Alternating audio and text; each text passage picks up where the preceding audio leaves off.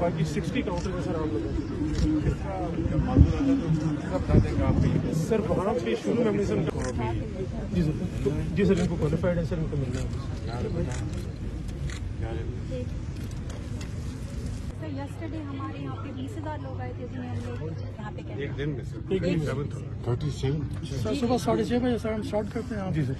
और सर आज अभी तक भी 6500 लोगों को दे दिए हैं। सर रमजान के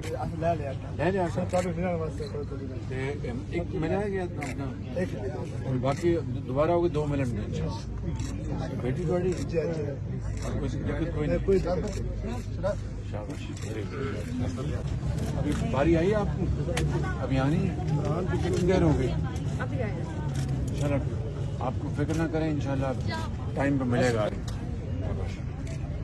थैंक यू भाई, बड़ी मेहरबानी है आपकी। Thank you. हमारे जो सबसे मुश्किल आईडी कार्ड होते हैं जो रीड नहीं होते सर, फिर हम यहाँ पे स्पेशल सेंटर में देखो तो नहीं बीबी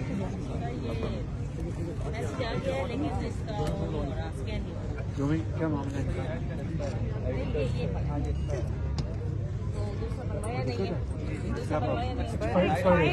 क्या इनको दे दें और